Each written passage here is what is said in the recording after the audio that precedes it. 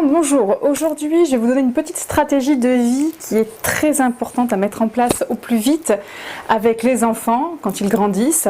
Déjà, première étape, leur demander comment s'est passée leur journée, s'intéresser vraiment à ce qu'ils vous racontent, leur poser des questions, essayer vraiment de comprendre en profondeur, pas que en surface, vite fait. Bon, il y a des journées où on n'a pas le temps, on n'a pas envie, on ne se force pas, mais de régulièrement avoir cette initiative en tête est importante. Pourquoi? Parce qu'il y a aussi en place les neurones miroirs, donc si on s'intéresse à moi, je peux aussi m'intéresser aux autres, je ne suis pas le nombril du monde, donc peu à peu les enfants vont prendre de l'âge, maturer et se rendre compte qu'ils ne sont pas tout seuls. Du coup, ça va développer leur empathie et ils vont vous demander ce que vous faites de vos journées. Là, un monde riche s'offre devant eux puisqu'ils vont pouvoir partager vos expériences professionnelles, personnelles, domestiques. Et je vais en venir un petit peu plus sur le domestique.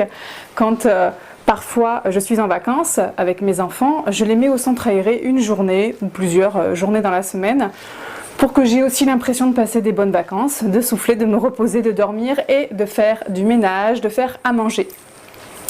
Du coup, quand mes enfants rentrent du centre aéré, ils me demandent aussi ce que j'ai fait durant cette période sans eux et je leur raconte tout ce que j'ai fait à la maison. Et même quand je vais les chercher à l'école, par moment où j'ai pu rentrer une demi-heure avant, étendre le linge ou faire quelque chose de ce genre-là, je leur dis, voilà, la maison est propre, elle est rangée. Là, j'ai pris le temps d'aérer ta chambre, comme tous les matins, et de ranger ton lit, de changer les draps.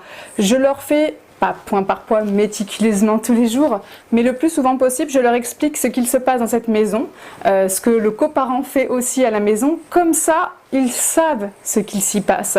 On les prépare pour leur vie de plus tard. C'est pas on rentre chez soi, la maison est rangée, c'est magique. Pas du tout. On parle aussi des petits détails. Là, c'est cassé, j'ai recollé. Là, il y avait la cheminée, j'ai nettoyé la vitre. Là, il y a les cendres à jeter. Voilà, plein de petites choses qui paraissent anodines, qui demandent du temps, qui demandent de l'énergie et qui donc nous fatiguent. Donc ça leur met aussi en tête l'importance de respecter le travail de l'autre. Alors ce sont des enfants, ils dérangent, ils jouent, ils salissent, c'est complètement normal.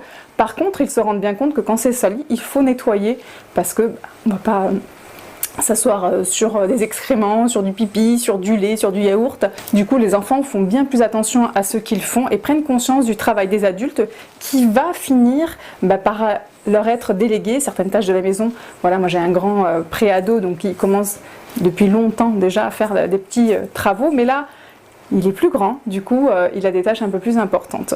Voilà, c'est très important, je le répète, ça fait participer les enfants et du coup, on s'intéresse à eux sur leur journée, mais aussi, ils peuvent aussi s'intéresser à notre journée, à nos états d'esprit, comment on se sent, qu'est-ce qui se passe, et voilà. Et aussi concrètement, ce qu'on fait quand ils ne sont pas présents. Voilà, je vous remercie de m'avoir écouté.